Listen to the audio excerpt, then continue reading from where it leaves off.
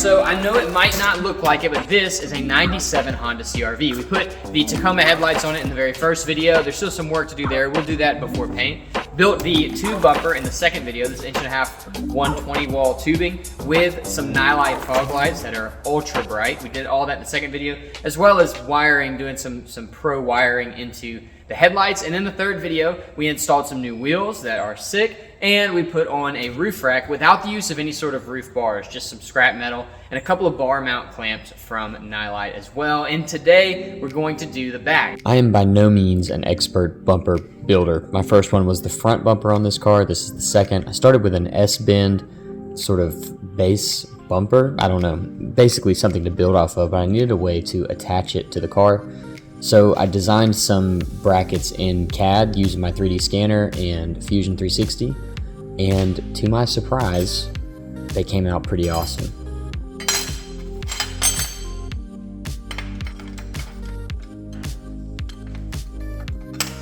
I made these with notches so that everything would kind of click together, and then that allowed me to weld it up, and it came out pretty nice. I'm not a great welder, but this stuff makes it super easy.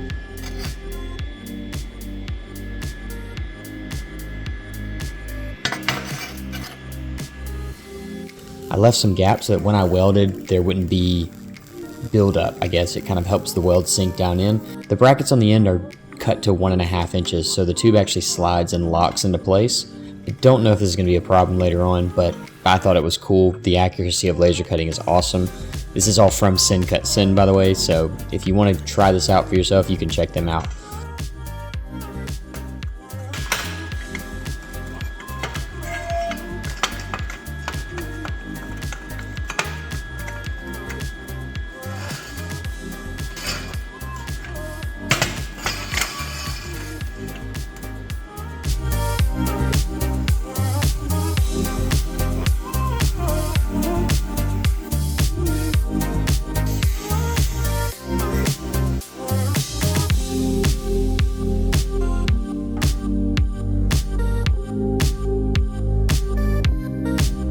The exhaust has to get out of the way. The other frame rail is right above it, so I'll pull that off. We'll do another exhaust later. For now, I just need to make room for this bumper. Now, these brackets fit the frame rails perfectly thanks to the 3D scanner, and it allowed me to build a really strong structure to build everything else off of.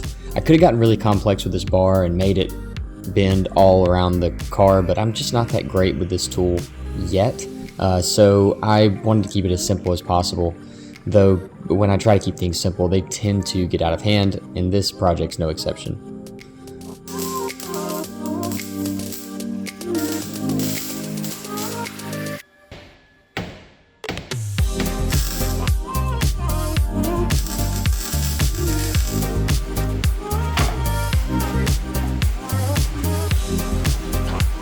After the base bar is built, it's really just about design. I wanted it to wrap around the side, and I wanted there to be kind of a second bar that went right underneath the door, just for aesthetics mainly. It also gives me somewhere to step if I'm climbing up to the top on the back of the car. And I just matched that to the contour of the CRV.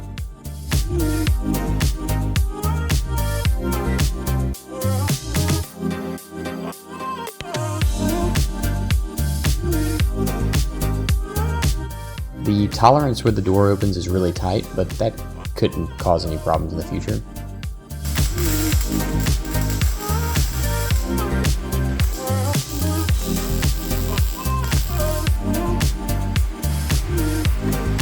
I'm just tacking everything into place for now. I'll actually run a few stitches and then pull it off the car to weld it.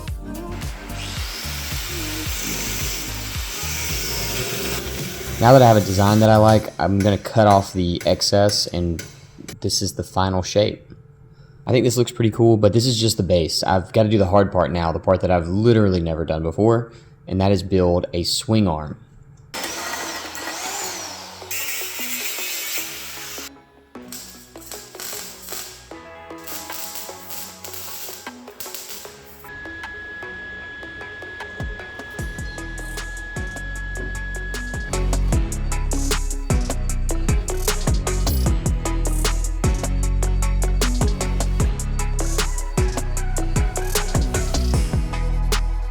With the base of the swing arm built, it's time to build the tire carrier. Now, I have a buddy named Taylor Haynes who has a Land Cruiser, and his tire is mounted really high up and kind of tilted, and I'm basing this whole design on his truck.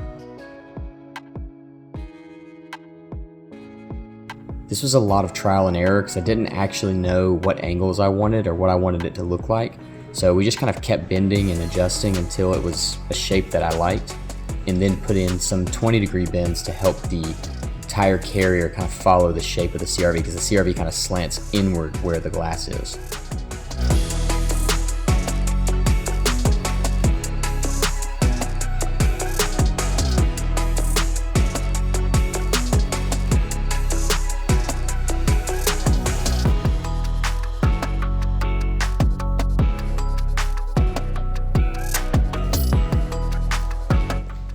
This tubing notcher I'm using is called the Speedy Notcher. I don't recommend it. It's just not good. Now the tire is pretty far off of the rack, and that's not good either. Before we get into that, check out these donuts that Corey did after winning the last grip event. A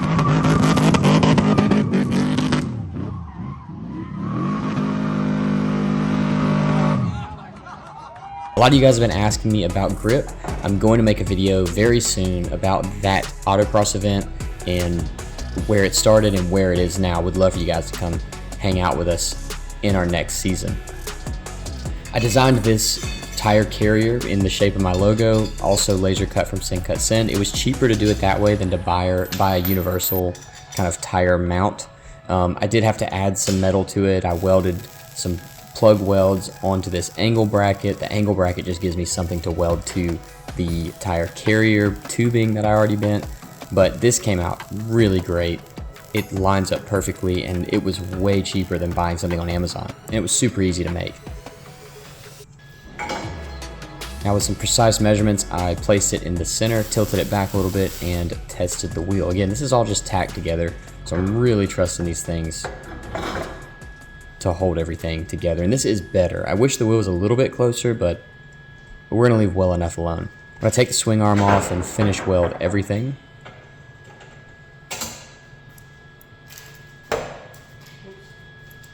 Don't zoom in on these welds. I videoed myself putting this latch on.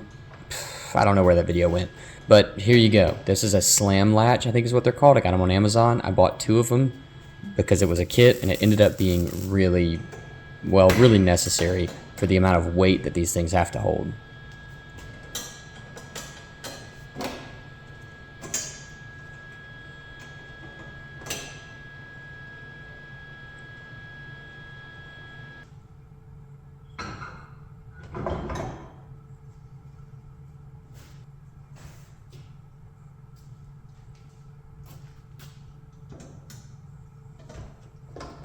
The top latch pulls the bumper up into place, the bottom latch puts tension downward, and that's just an effort to keep the vibration from rattling everything apart.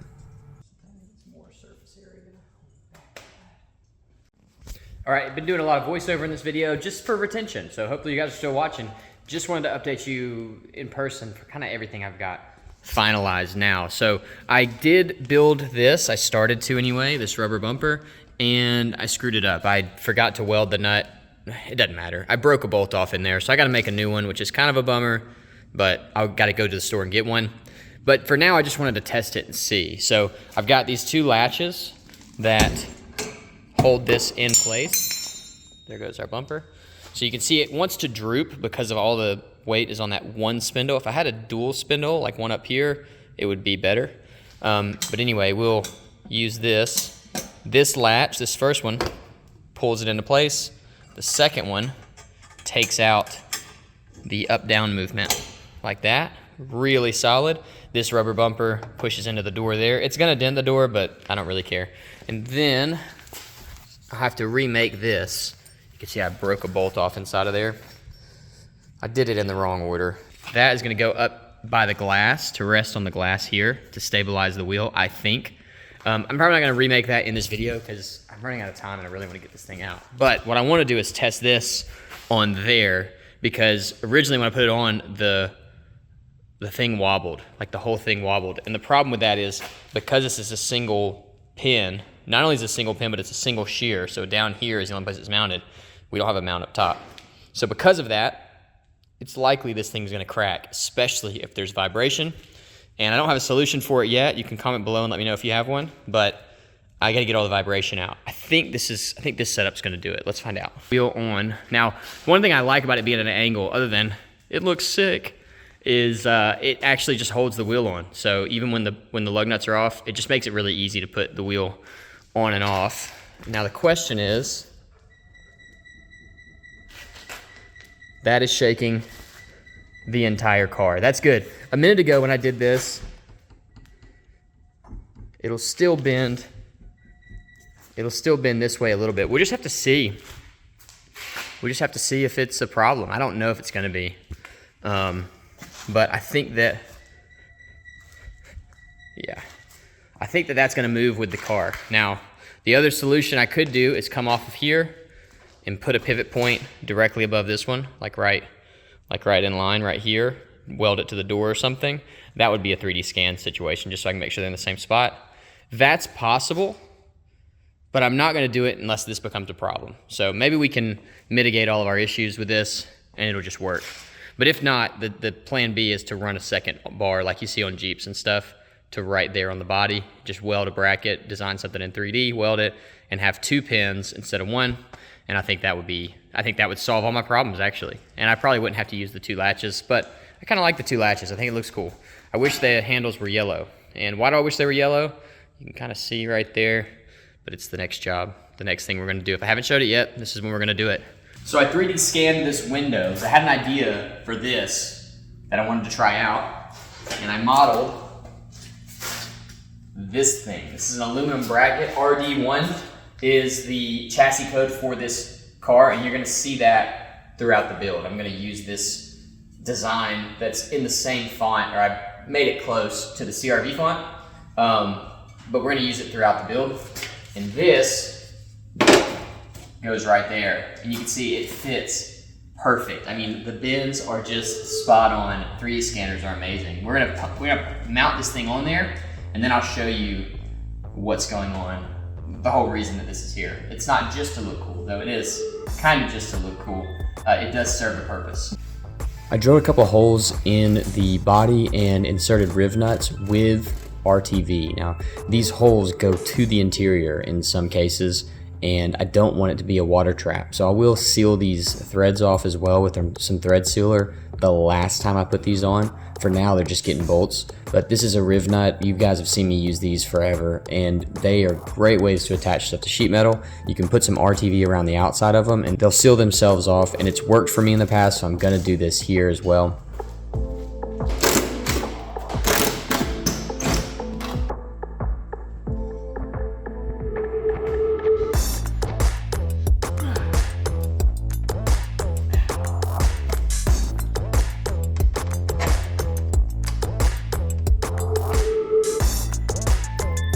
All right, now we have a really sick aluminum bracket.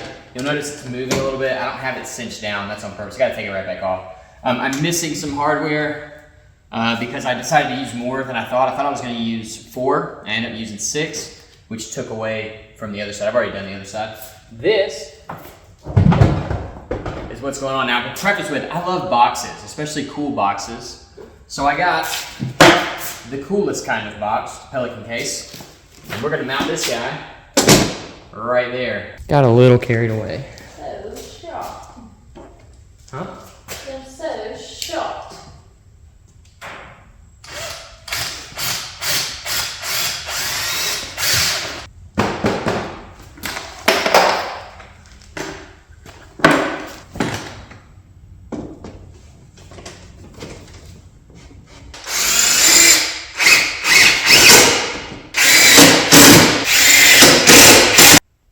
My latch system is now working really good, so if I shake the swing arm, the whole car shakes, which is awesome, so I think that's gonna be good. I have to finish building that rubber bumper, but I've gotta buy parts for that. I've gotta get hardware for the other Pelican box, so we'll do that. This one you can see we have all the bolts, top and bottom. And if I open this up, this is what I'm gonna do on the other side. Washers and bolts there. Very sturdy, very strong. Just gotta figure out what I'm gonna put in them. There we go.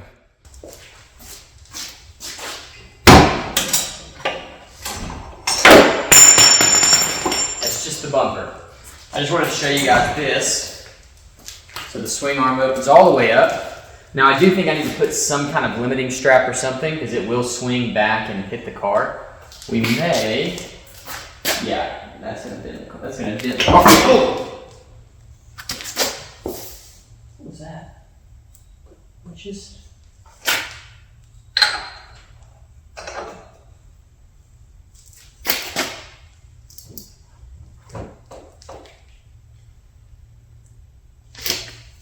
Thought it was a swing arm, it was the whole bumper. I'm gonna have to add some mounts. So this does work. I'm gonna add some sort of limiting strap so it doesn't just swing all the way out. I don't know what I'm gonna do there yet, so I might have to think about that. But overall, I think we can call this done. Now I need to grind some stuff and paint some stuff because I'm not a great welder.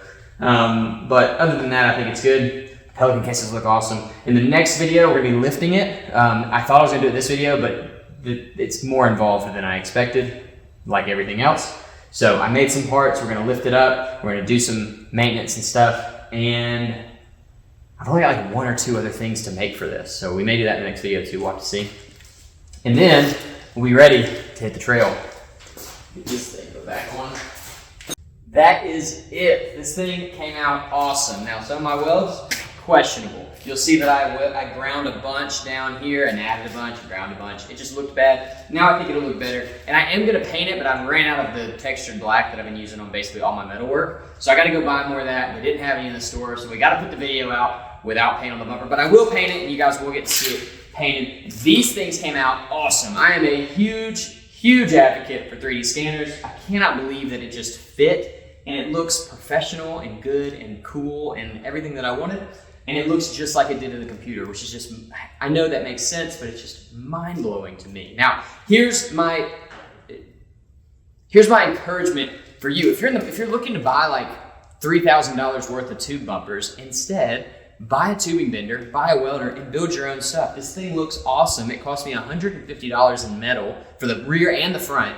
And they look sick. I couldn't have bought this. If I'd have paid somebody to build this for me, it would have been insane. Now the welds would have looked better, but it would have been insane. So go build it. You can do it. You can do this stuff. The tools are out there now for us to do this in our home shops with nothing really crazy. My welder was $500 with the tank off of Facebook. The bender from Rogue Fab, I think, is like a little over $1,000 with some dies. I'll have to look, but I'll link both below. If you're interested in learning how to build this stuff, it's easy. There's tons of videos online on how to weld. There's tons of videos from Rogue Fab on how to bend, and you could be making like really cool stuff. I think it's cool. I mean, maybe I'm biased, but man, this thing looks sick.